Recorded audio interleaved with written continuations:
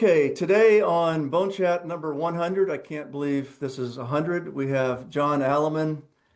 It's a pleasure to welcome back John. He's founder and general partner of a venture firm called Endeavor 45, founder of Overland Mobile Labs. We'll hear about that, and an early BoneChat member. So take it away, John. The mic is all yours. Okay, well, it's good to see everybody. I will throw up some slide decks. My goal, and what I'll do is I'm going to introduce, let's see if I'm sharing that properly, I'll introduce Matt and Natalie, and then I'll do a quick run through on an update on Endeavor 45, kind of where we are, what world we're living in, and how things are going. And then I'll talk to you guys briefly about the Overland Mobile Lab that we created, and Natalie is the general manager, and Matt is a co-founding partner.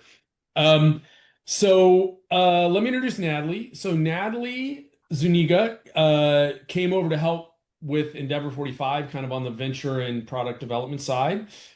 She had a fairly significant history with Acumed in running their medical education group, which included the mobile vans that came over from Exomed. So Natalie came over and she helped us on the other part of our business, but the idea of these mobile labs and how valuable they were to Exomed and how much I needed them when I was running Endeavor Orthopedics, and just knowing how valuable those early labs are. We just kept talking about it and kept talking about it. Matt Woods is a distributor in Cleveland. He's the co-founder. And Matt also and I had been talking about how this could be such a valuable resource that was really hard for us to access. So then basically all the stars aligned. Matt and I decided we would never have done that venture. Ultimately, it took us a year and a half of due diligence, and it came down to the fact that Natalie and some of the other team members are so experienced in this, because it is much more nuanced and difficult than any of us had anticipated legally, logistically, and all those things. So anyway, Matt's a business partner from the past, but now a co-founder of Overland Mobile Labs, and Natalie is the general manager and the CEO of Overland Labs, and we are underway. We haven't taken delivery of the first truck. I'll show you guys that in a second. But we are, I don't know, we just put out a bid that would book the first truck for the entire year. So we might have to buy more trucks. We'll find out. Anyway, so I will hit you guys up on those details in a second. But let me give you guys a quick overview of Endeavor 45. And you guys, I think I've talked about this before, so I'll try to be fairly brief. I'm actually very glad there are more and more of these types of companies are popping up. And that to me is a positive thing. It tells me that the need is really there. The companies are just not doing even their own basic development. The idea around Endeavor was fundamentally, I'll just leave this out here, I won't read it to you, but it's as a guy coming out of the corporate world, I couldn't get anything done in terms of innovation and delivering new products. So whether that was with Synthes or Acumed or MedArtist or whoever it was, the only time that I had any success getting products to the market was when I was working with the little startups. And it was the most fun. And so 45 is I started when I was 45 years old. So it was kind of a nod to the older folks that you can still do something cool.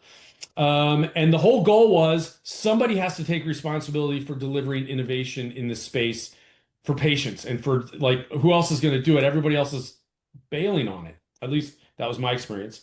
So we formed a company that would be very, very good at the early ideation to maybe the first, we say 500, but probably 100 or so cases, right? So we could build and deliver implants, innovations to the medical device world in a very cost-effective, meaning we're capitally efficient and we're time efficient. And that's our mission. That's what we want to do. We want to get innovation into patients. And truly, the motivation of the team is I hand selected everybody who's on the team that has this view that, we even though patients don't know it, we know it. They're waiting for us to be successful. They're counting on us. So that was the impetus for the company. fundamentally what we do is we take ideas and we can help fund, we can guide on funding. We have in-house engineering. We're a 1345 ISO group. We have, I don't even, maybe 200 plus years of development experience in-house. Same on the regulatory. Again, there's another funding piece typically here. And then we know my background is commercialization, marketing, product management, starting way back when I was a Synthes sales guy.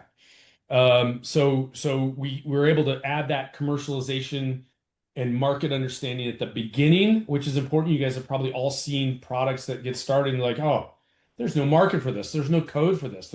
Nobody wants this. It's cool, but nobody wants it. So we can be a bookend at the front and we can be a bookend at the back, meaning then we can also execute on some early, micro commercialization. So we basically just take ideas, whatever stage you're in, we reduce the risk by executing on basically this path.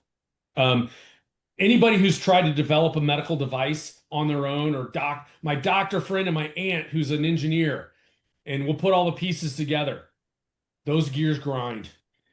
I am convinced that one of the reasons that medical device companies have such a high failure rate is not just that they're risky, and they are, but it has to do with the people have no appreciation for what these gears are, the level of communication and teamwork that needs to take place, and then you start running into all this stuff, and you have now, if you didn't see this coming, you've now wasted $500,000 and you're out. And so I would say at least on a monthly basis, I'm experiencing a sad story from a surgeon founder and his cousin Bob, who was an engineer at Boeing, and they've spent 300 grand, and now they want somebody else to fund it, and they have to start over, right? Because none of the work was done under design controls, none of the due diligence was work, the voice of customer, all that stuff. So anyway, my dream was to do this: build the right gears in-house, have it be very, very streamlined, and then therefore we can be, we're minimizing risk and we can use capital very efficiently and intelligently, and then get to market. And we also know that the piece at the end here, which is that micro commercialization or modest commercialization that the big companies are requiring. They typically will not buy IP. They will not buy an idea. They will not buy a cleared product. They want to see $1 million in sales with the big dogs. So you can't just run through the development and then hope that someone's going to buy it. Again, I shouldn't say never. Those things still happen, but it's not daily. Very rare. It's very rare. The big companies want de-risked innovation. Yes. And so that became, it kind of evolved in like, well, that's what we can do. And a very key component of that is being able to make sure that you have a legitimate quality management system, and you can do the designs, you can move fast. And I really have found that the execution is the hard part. And so having a very good system here that's streamlined and efficient, but still compliant to what needs to happen with the FDA, anybody who wants to acquire your company, all of those things is a very key component. I will give credit to a guy named Gordon Van Emerson, who is a Stryker executive. He said, John, if you do this, get a quality management system. We've had to kill so many deals because we look and we go, they want 20 million. It's going to cost us 11 to remediate everything because we got to start over, and it's going to be then another 5 years. So we despite the board at the time saying, why are you wasting your money on this? We built a very robust but very efficient startup style 1345 quality management system. And this is, and there's more people to add to this. So Brittany Martinez has joined us. We have a couple engineers in the holding tank. But this is really what makes the thing hum. Not necessarily me, but Mark Summers, we have Natalie, Brandon. Natalie is going to get removed from this, I think, and moved over to Overland, and there'll be some others. But the engineering team and the expertise and the having these folks in-house on a team working on projects is what is making things work. No question. The other thing, Tiger, we were talking about getting older. You quickly realize that you're not as smart as you think you are. And these groups of people are on our advisory board. They are also amazing, also hand selected. So we have venture capital, hedge fund, this is Credit Suisse, people that understand financing and deal structure. We have operation guys. Bob Johnson was the CEO of Acumed for a long time under one of its most successful runs when it wasn't under Randy Huebner over here. You guys may know Bart Bachman, VJ, Matt's on the call. These, in my opinion, are some of the guys who are the best at taking new technology and delivering it to the market and getting over that hump of like, yeah, you get three early adopters, and then how do you get that to everybody else? Yeah, VJ, go I'm a ahead. big fan of Bart and VJ. I work with them at Ellipse. They're the best. I can't afford VJ anymore. Like I'm the one that hired him at CarboFix and got him interested in startup. But VJ is, if you guys watch CurvaFix, CurvaFix is a startup that is doing quite well. At the OTA, they trained 35% of every attendee went to their labs. I mean, it was amazing. I've never seen anything like it. And then we've got a group of really forward-thinking surgeons. There's probably a couple more that are on here that we tap into based on the projects that we're working on. So this is a nod to knowing that I need bigger brains. We need bigger brains. We do two things. We do consulting. So people want a technique guide. People want remediation of their prints. People want a voice of customer study. We do all of that. This is, we don't own any equity. We just help execute quickly and cost effectively for groups that need work. This helps us kind of keep the lights on. But it's also, it allows companies and individuals to really just say, we just need this, and we do it. The other part of the business, which is more fun, I would say it's harder, is the kind of the venture side of things. And so what we do is we've developed a pretty unique way to create portfolio companies. We use a legal group out of Madison, Wisconsin, which is basically just dialed in for this. And they even said, this is really unique, but it's really, really good. But it was hard to build kind of the model, the boilerplates on how we do this. But fundamentally, we partner up with these companies. We don't earn, but we have equity, pretty significant equity stakes in these companies. And then we do all of that work to vest that equity. And then we're able to launch these into, it could go in many different directions. There could be a co-development agreement with an OEM. So two of these, Loop Core and Axis 3, likely will be core development or co-developments with larger OEMs.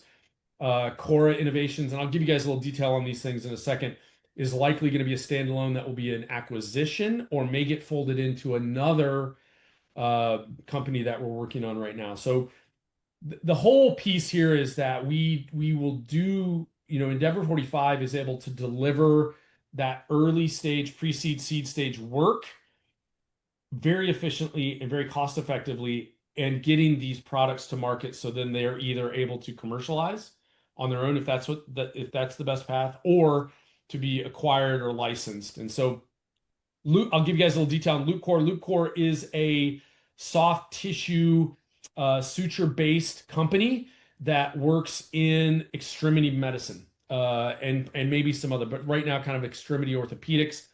We are currently working with a few big OEMs that need some of the products that we have slated, and that will likely be a co-development agreement. Cora Innovations is a deformity correction company that is right now focused in the PED space, but will likely, the technology as we're moving forward will be it's patentable and will be used in other mostly trauma and reconstruction procedures. So that's underway. And then Axis 3 Ortho, which is the one that's closest to my heart, that is a distal femoral fracture solution company. Again, right now it's a one product company. And we have literally the dream team of surgeon designers dialed in. And again, it's such a big project that likely we would not take that to market ourselves. We would do that in a co-development vein with one of the big strategics, and we're in those conversations right now. But from my Axis trauma 3, background, it's really amazing. Axis 3 is implants and instruments, right? Yes, yes. And I think they all are. So of those ones that are down there, there's a couple right now that we're percolating with, but they haven't become a portfolio company yet. Are all implant and instrument systems. Okay. Some are very basic. They're going to be a one product thing. Some are more broad and they have full, an indication here and an indication there with the same technology. Um, anyway, so those things are ongoing and very exciting. And I do stick to. Go ahead. I heard Yeah. somebody. So how did you, it's hard to do this from scratch. How did you, you must have raised a round or you have a big chunk of angel funding. Yep. I really wish, Tiger, but the reason that I look like this, and I tell this in all straight, I am happy to share. My wife and I were below the poverty line in 2013. Like we built it from scratch and it was really hard.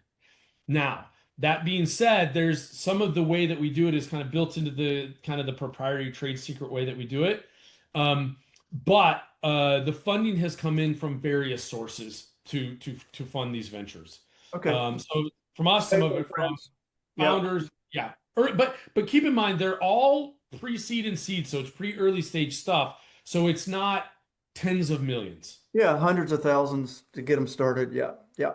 Got it. Yes, and we live and breathe in that space because we think we can drive the most value there. We can get these companies to places where they are attractive, they're structured correctly, they have, the products have all been developed under, the 1345 guidance so that when, let's say, Luke Core, so when, I'm just going to make this up. So when Depew says we need that, they look at it and they go, oh, we don't even have to remediate anything Just, or very yeah. small.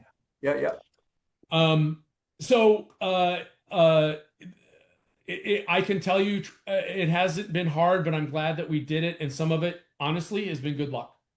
It's just these things lined up, and then we got good at them, and now we're able to do them. So coming back to the premise, I think what I've learned, maybe an update for everybody who is interested in this type of work is the ideas are there's a lot. I spend a lot of time saying no or maybe later, but it really has to do with that execution step and being very good at taking the idea and then actually delivering the stages of the deliverment. And so that's who we are. We fit in as the execution team, whatever stage things are at, so that we can get the innovation into the house. This is one that we did that I'm really proud of. It was really the first main one.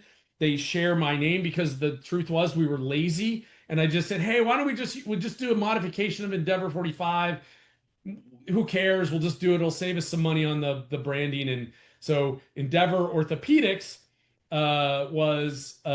is related to Endeavor 45, and I just own a stake in that company, but they are off and running. I think they're well over 200 cases now. The clinical data is coming back significantly better. So where there's typically 20 to 50% revision on patella fractures, their cases are now showing 3 to 5.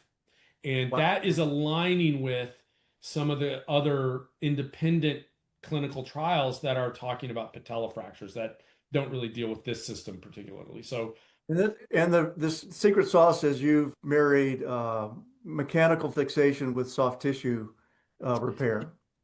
yes, in a way, it's a way to deal with avulsion fractures where during the healing process, there's avulsion forces trying to pull things apart, and there's a soft tissue component that if you neutralize that or work with the soft tissue component, you get really, really good stable fixation, and then early mobilization, which continues to be a theme through what's very important is early mobilization. And I love the cool thing about this is if you look at the sutures and they're like zip ties. They're like I think the zip knot is the trademark that they have. But you put everything together, you sew it up with crack house stitches, you do all this cool stuff, and then you kind of And it's almost like the old tightrope days where doctors are like, ooh, it's really fun to do, but it makes a big difference in tying these extensor mechanisms together. So in this fracture, the fact that that entire extensor mechanism, not just the bone, is fixed is very important.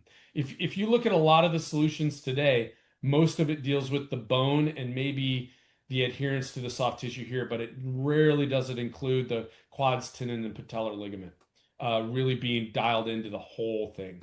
Anyway, um, so that is Endeavor 45. Um, yeah, it's been. I feel like okay. I'm almost 54 now, and we're finally doing what I want. So that just means we're doomed. We'll see what happens. That's Endeavor Um, 54 now. We're Endeavor 54, which I shouldn't admit that, but so anyway, so one of, as we mentioned, this Overland Mobile Lab concept really sprung up, and I will say that it started kind of as a side hustle idea. It evolved into something like this is a very needed service for the startups, for the big companies, because Natalie, our experience and Natalie's experience is to set these up in-house, unless you are a monster, a J&J, it's very difficult to spend millions of dollars a year on keeping these labs running 24-hour, every day of the year.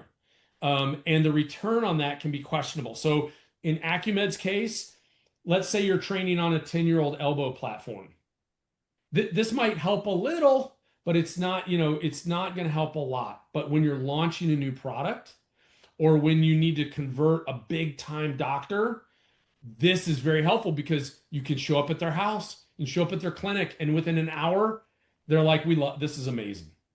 So Natalie and Matt, you guys jump in where I screw this up because I really, I've been very involved in the due diligence, but Natalie is running this business.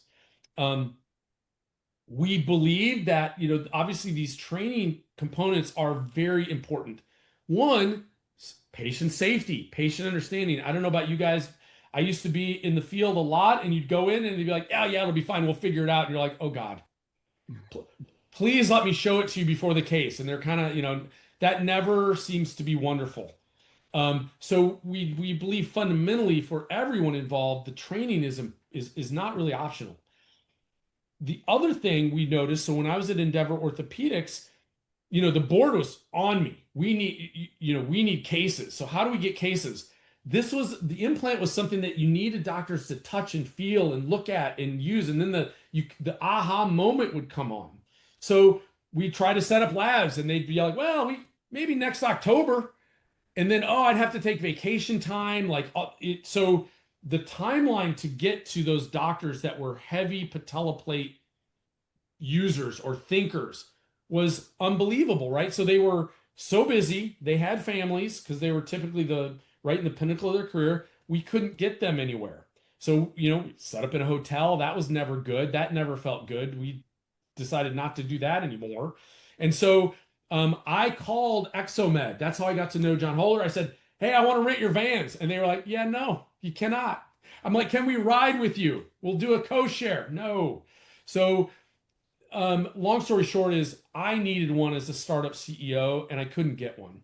And the HCP's time, one thing that I've continually thought about is it's not just convenient and financially advantage for the companies that use this service. The doctors are happier. They do a cadaver lab in an hour. They don't have to go anywhere. They get to go home at night. We come to them. So it's not just the company that's happy because of the shortened time frame. It's their customers are thrilled with this service. Yeah, And I'll and second we that. My first go startup ahead. was called Novaline. We had a humeral fracture system, and we had to fly surgeons into the Mary in Memphis every 6 weeks. Hmm. And the gating item was the surgeon's calendar, and Hmm. it slowed development down. So yeah, wow, we would have used this for sure. And that was little things have sprung up like development labs and getting to your design surgeons and verification validation labs. There's all kinds of things that we've been getting inquiries about that we think this will be helpful of. And we know from the business side. Now, if you're Natalie, plug your ears. So if you're from the med ed side, you're really not supposed to mix med ed and business. But we know from the business side of things that the time for a surgeon to adopt a new technology can be greatly condensed if they have a wonderful experience in a cadaver lab. And so fundamentally, that means time to revenue is greatly increased. Um, and again, we're not a OEM, we're not manufacturing these products, so I feel very comfortable that we can say that. Um, and we do notice that we get a lot of attention from the sales side of the organization, right? Which but we make sure we do it right. We don't make commitments and promises on the sales side, but we all know that intuitively, if the doctor's trained and they like it, the chances of adoption are much better. Yep. So our statement is this: we believe that surgical training is critical. It's better without travel, and we can bring this kind of white glove service right to the customers, and that makes a big difference for everybody. And the lab is almost done, and so I have a couple pictures, but they're beautiful. When I went to visit it, I was like, oh my gosh, now I know why this thing was so expensive. Because they really are. It's like a little operating room on wheels. It's got 3 training stations. It's got 2 X-ray machines. It's got a high ceiling so people don't have to crouch over. They're really cool. I think it's going to have an air horn. Natalie? Anyway, so this is it. And Natalie, one of the big values that Natalie is bringing to all the customers is just her exemplary skill set on organizing, training, medical education, understanding medical education. So her service, her skills come along. So if Zimmer Biomet says we want to do these 19 labs, they get Natalie to help them plan that and to organize it and to make sure it goes where it needs to go, when it needs to get there. It's got a driver who is basically a lab technician, but he's not a guy unlike me. He's a guy who has been in the field, in the operating room, and totally understands what we're doing. So he won't be doing the training. That will be the company representatives, but he will be making sure that that lab is smooth. And we handle everything. We handle the specimens, we handle the cleanup, we handle the gowns, like everything. So it's it's a white glove. It's the Zimmer Biomet team can come do their lab, and they're out, and we go on to the next one. And like I said, Matt and I, without Natalie and the team, we would have been like, yeah, we're not doing it. There's a lot to it. So Natalie, the colors on this slide changed, and I think that's because I moved it over to a thing. But yeah, they did. yeah, sorry about that. So I think I've covered all this, but here's some things on the right that we think this will be a great fit for. Product conversions, new product launches, which I think for me was always the big one. A journal club, trade shows. With some trade shows, we can put this lab with, let me go back to the picture of the lab, with the Zimmer Biomet information all over it, and it can be parked on the floor in some cases. We have to do things like remove the gasoline. There's some stuff you got to do, but it can sit on the trade show floor. Value analysis sometimes requires training of OR staff, the validation labs, design surgeons, stuff that I spend a lot of my time in, and then sales consultant training. So really, we can deliver any of those types of trainings to someone's house, a Starbucks, a clinic lab, a distributor's parking lot, wherever it needs to be. And we actually did not believe that we were going to be the cheaper option. We didn't want to be we didn't want people to be like, oh, this is less expensive, let's do it. We wanted people to say, oh, this is fast, it's amazing, and it's worth every dime because I can get to these 10 doctors. But when we ran the modeling, as the modeling evolved, we realized because this van can go around, we can get a lot of people trained in one geographical area in the course of a day. And so therefore the cost per doctor that's not flying, doesn't need a hotel, doesn't need food, maybe we have a taco truck that follows us, I don't know. Doesn't, really can get in and out, does not have to leave. The cost per doctor per training goes way, way down. And so we believe we are likely significantly less expensive than the flyaway labs, modestly or lightly less expensive than a local, you do the local lab at a cadaver lab. We may not be cheaper than I got a guy with an X-ray machine and we're going to be at the Courtyard Marriott, walking around on Saran wrap, which we don't think is a really great idea. As a guy who stays at Courtyard Marriott's, that's kind of gross. But so that might be a cheaper option, but it's really not what we think is the right way to do it anyway. Um, and then here's just some comparisons. We think we can make it better for the customer. We can get to them when they can train.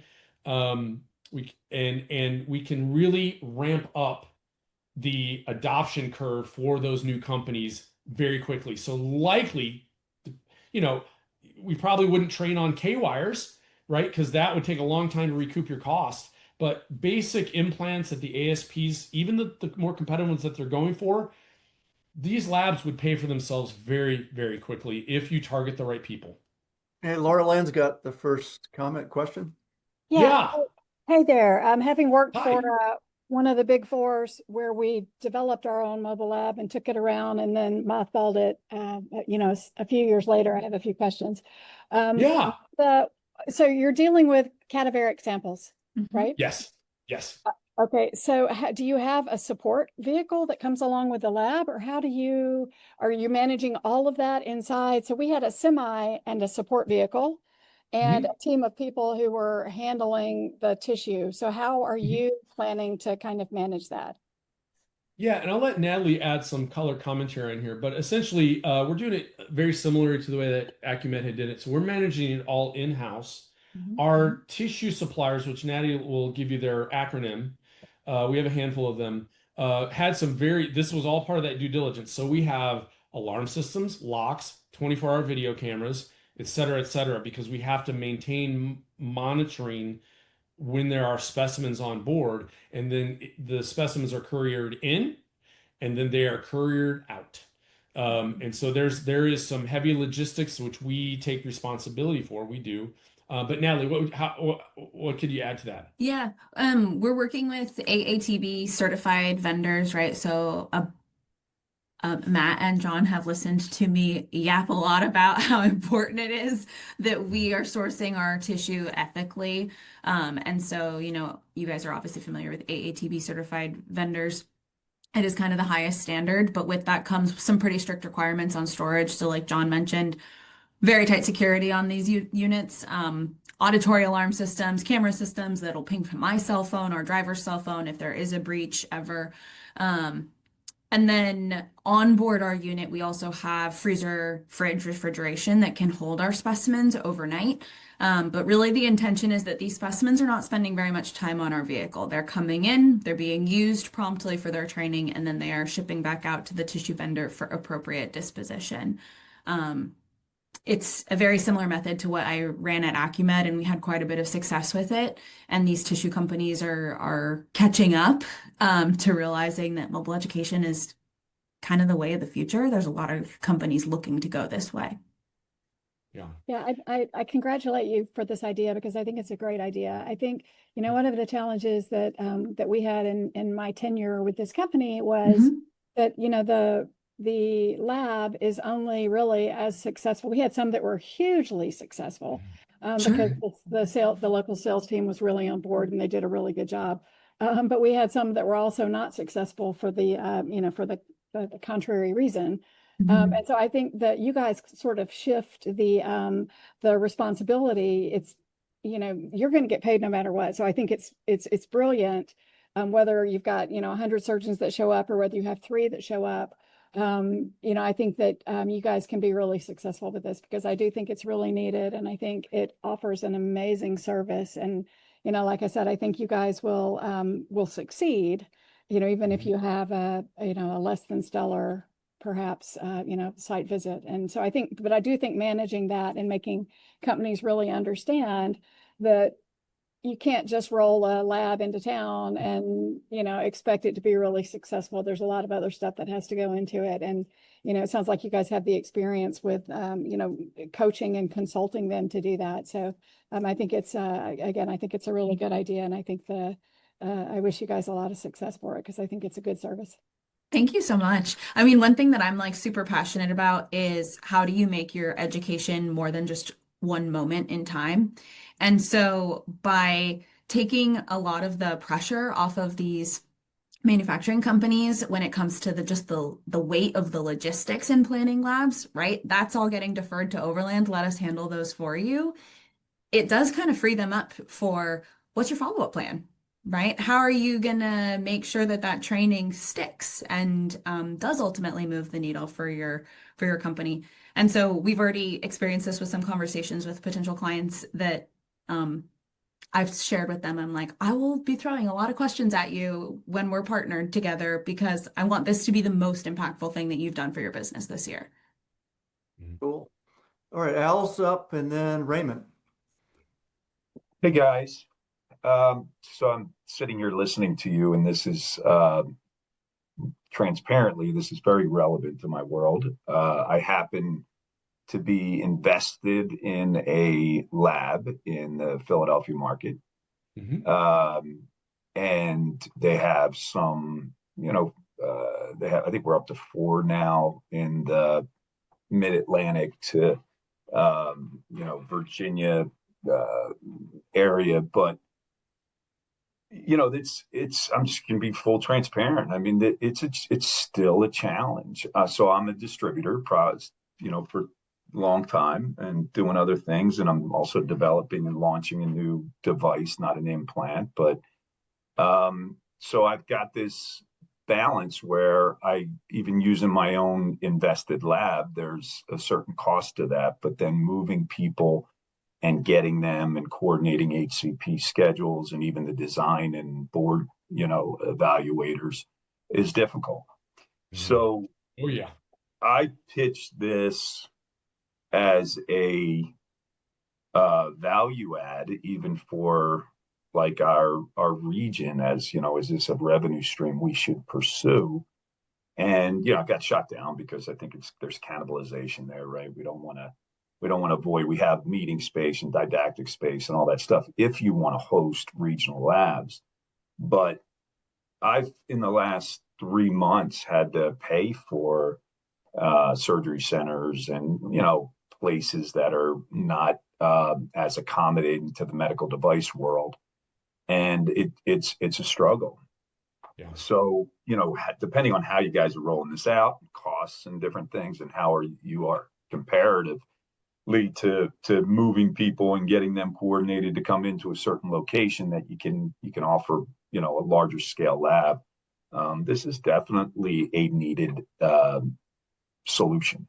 There's no doubt. So, I mean, like I said, transparently, I would love it not to be, so I could get more of a return on my dividend for my investment.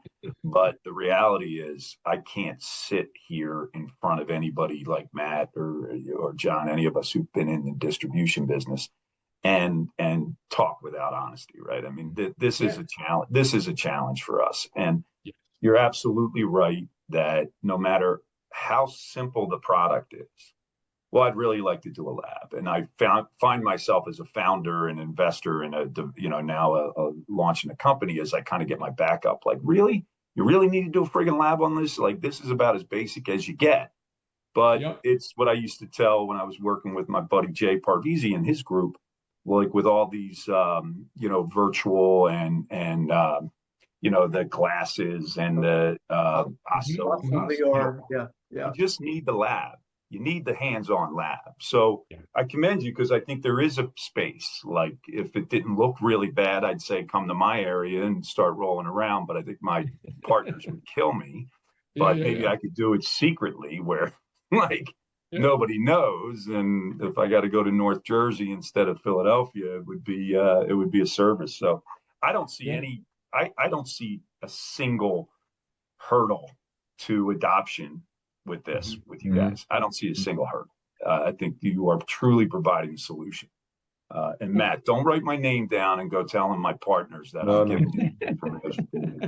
We appreciate the comments. They know my position. I said this 2 years ago. Like, guys, we got to look at, but everybody shot me down, so that's fine. Well, Al, thank you for those comments. And our original idea, and it still kind of holds, is we kind of thought potentially we would be more of the kind of the special forces cadaver lab. So, there'd be a group of people that were high value targets that were worth a little bit greater investment to get to, and we could go to their homes or their clinics. And then we're finding overall our price point is less than we thought it was going to be. So we think there's going to be a broader use for it. But I think a lot of it just has to do with time to adoption, and our customers' time. Like they have no time, and so we almost are. It's we have to go to them so they can do it, so they can get the hands on, because we know if they do the hands on, we win most of the time. Yeah. Thanks, Al. All right, Raymond in his car. Thank you. I'm sorry if I missed this, but is this already up and running and online, or is this down the road? Yeah, so we're taking delivery. I'm going to have a van in my driveway in a few days, a few weeks. And we are likely going to place an order for a few more very quickly because of how booked things are. Like we're like, oh, we might have to start saying no, which is not the plan. And the other question is this nationwide or just in certain geographies? We as true entrepreneurs, we have built it in so we will drive anywhere at our cost. Now, we really do hope that we will have regional groups of these so that we have a fleet and it's a lot easier to manage. But right now, the way that it's working is if Ray, you said, hey, I need you in Ohio, Florida, wherever it is, we're going there. And we've kind of built that into our mileage estimations, our wear and tear on the rig, and our lab tech operations folks that we know there's going to be some driving availability, that's going to be part of it. But hopefully that will smooth out the bigger the fleet gets.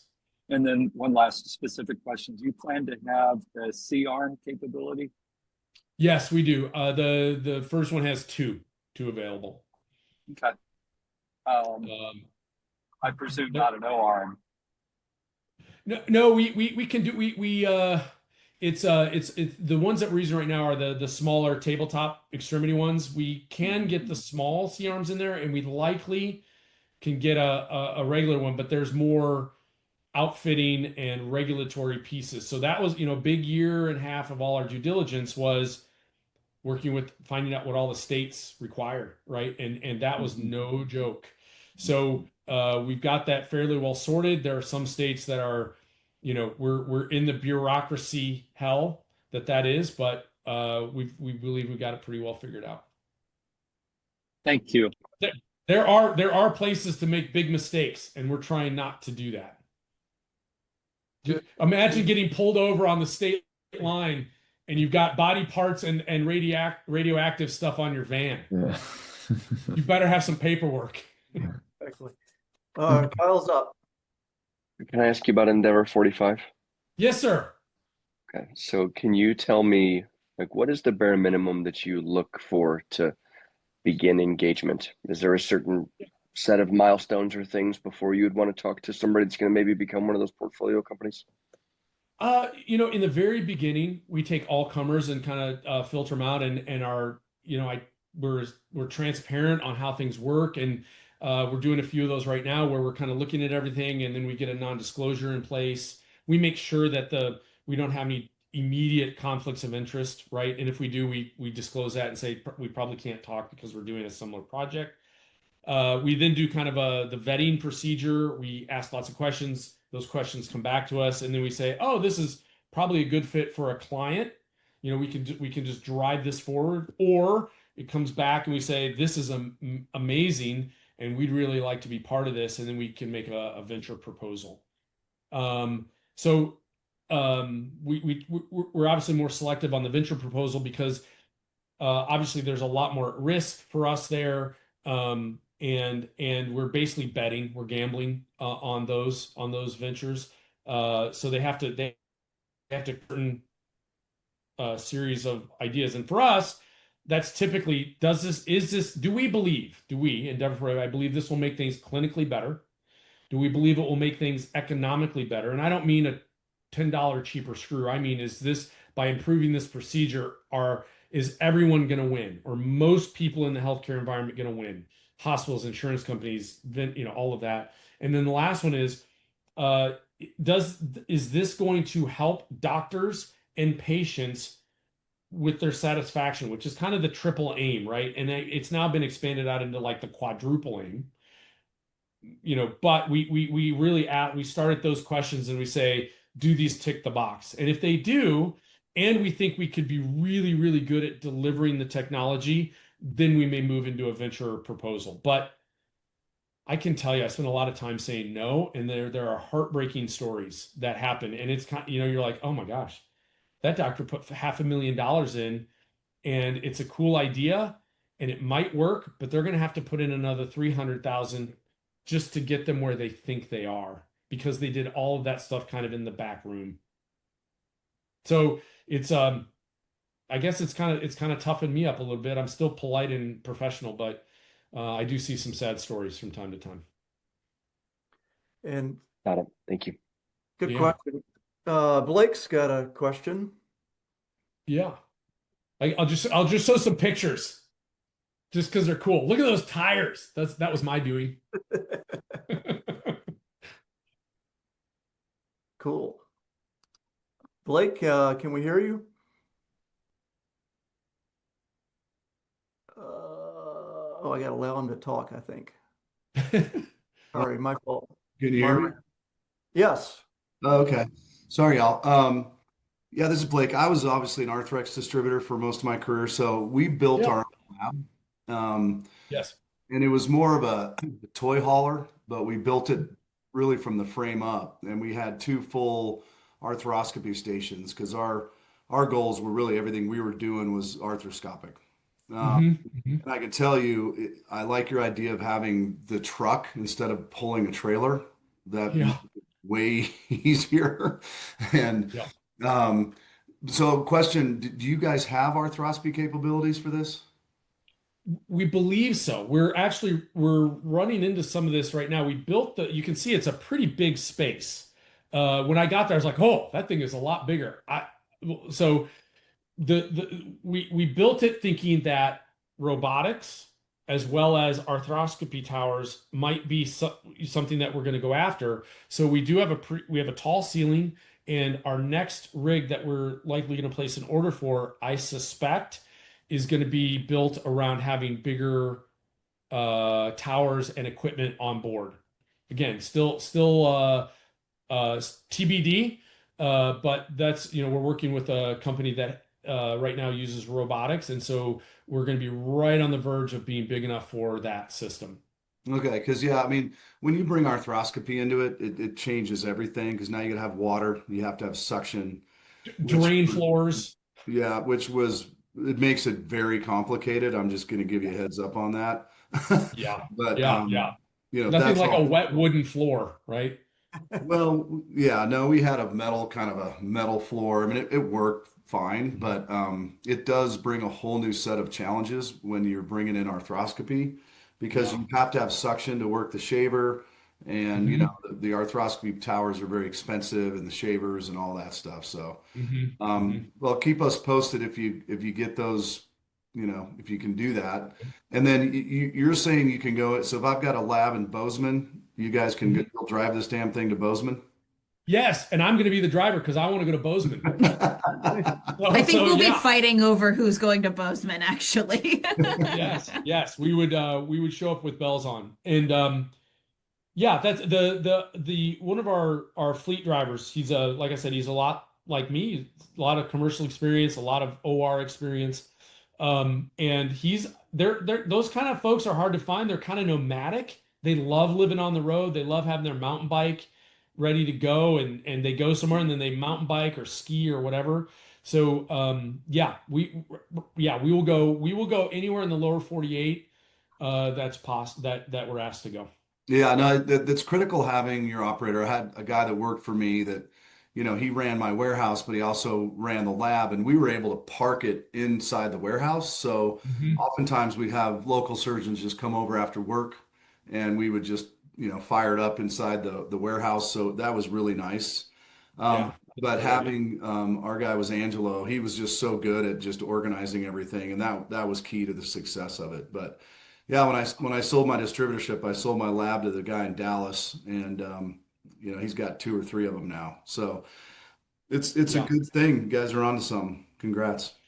Yeah, thank you. We'll see how it goes. Right now, the joke is, and it's kind of a tongue in cheek, but maybe it's a real joke. Is my wife, and I don't know if Matt's had this discussion with his wife, but there might be a chance that we live in a van down by the river if this doesn't work. So I assume you're financing all the stuff. You're like, you're borrowing the money. You're not like buying the assets outright. Yeah, which is smart. A little bit of both, but A yes, little bit of both. we had 2 ideas. Let's go big, and then that was going to require investors and probably outside capital coming in. We then were not sure. We just we didn't know. We thought the demand was going to be big, but we didn't know. And so then we decided, well, let's just finance this and then use our own capital. And like I said earlier, I am not swimming in gold coins. I just love what I do, and maybe I'll be able to retire someday is the goal. But we decided, Matt and I said, okay, let's self-finance this. So if this goes wrong, it's not going to feel good. We'll survive, but it won't feel good. Well, I'll tell you a story. I was at Wright Medical back in the 2000s, and I don't know if it was marketing or sales. They talked the CEO, Barry Bays, into having a giant 18-wheeler surgical training, followed by another giant 18-wheeler of specimens. And Barry Bays said, "All right, I'm going to give you like 3 months, and you got to do this many trainings." And so after 3 months, they came back, and they did less than they said. Barry said, "Shut it down." He goes, "I want to see that thing in the parking lot up, jacked For up." sale. For sale, exactly. And Barry shut it down so quickly. He was a great CEO. Yeah. Well, you got to fail fast. You got to Fail fail fast. fast. Yep, exactly. And we see that you can hear that there's a lot of distributors. There's one in Florida that has something called a labulance, right? And they basically bought an old ambulance and outfitted it. So we know distributors use these to some success. And so but we don't really see that as a competition, right? We're kind of thinking our customers are really kind of more at the corporate level. Like, we need to train 25 of these key folks now, and we can fast rope in and do that. We did look at there's an 18-wheeler company called STI, which is probably not the greatest name for a company, but they do these, and they drop the 18-wheeler on the parking lot, and it's good. You can get a lot of folks through there at a hospital parking lot. But where we think we are different and maybe superior in some cases is we go to a parking lot at a clinic, we do 3 folks, we then go to the doctor's house, we do that guy, we then maybe go to a dinner location and we do 4 or 5 more, and then they go to dinner. And so we don't have that big thing that has to be in a place. We can be wherever it need to be. What I see is you're nimble and you're democratized. So you can have 2 different companies use the lab in the same day in the same MSA. Yeah. What's cool is on the side of the van, we had a big stainless steel plate put in, so we can build and have like the Zimmer magnet thrown on there. We can, so they can really look and feel like a Zimmer lab. It can feel like a Endeavor Orthopedics lab. We can do, so it really does look like, it's almost like, what do you call it, white labeling, or labeling our van for whatever they need. And like I said, we have some folks that really are already talking about leasing this for a long period of time, so we'd really make it look like their lab. Cool, man. You've tested the demand cheaply. That's That was with prayers, Tiger. That was with like what's going to happen? I mean, it's going to take off. You'll have a second and third van. You'll just have to figure out, it's all about cash flow at this point, because service is going to be great. Yeah. Like I said, Matt and I were very, like, there is like the light bulb went on. Like, without Natalie and the team, we would have backed the heck out of this, because it needs to be a white glove service with professionals that are experts at what they do. And we just got lucky and got Natalie. So Absolutely. Natalie cannot quit. Y'all are stuck with me. It's all right. I'm not going anywhere. Oh, yeah. Yeah. Oh, go ahead, Matt.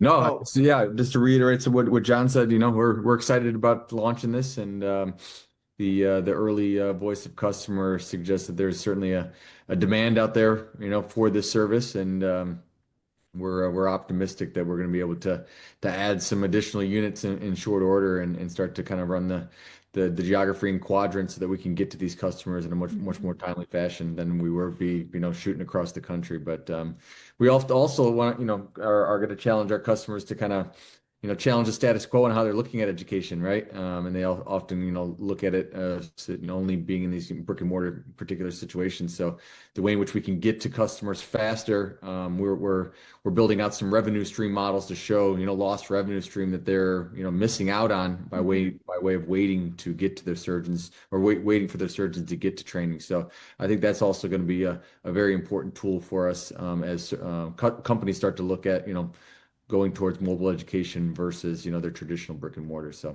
but nonetheless, thanks so much for having us. Yeah, you may end up changing how mobile education's done. Yeah. Yeah, which would be really cool. Yeah. And the other thing I'll say, one thing that kind of just to geek out a little bit is Natalie designed this rig. So we've got solar panels, we've got really powerful battery systems. Yeah. We do have a generator, like it can work in a state park, right? Starlink. Nothing. And a Starlink. Yep. Starlink, so you can have your KOL come in and just be on the big screen TV, and that person can lead even if we're far away, because it'll be Starlinked. It has running water, right? Wow. It has an ultrasonic, so you can clean your equipment when you're done. Here, two Everything. ideas. Can you have a pop outside to create a bigger surgery area? Yeah, slides are definitely a thing that we looked at quite a bit in our due diligence.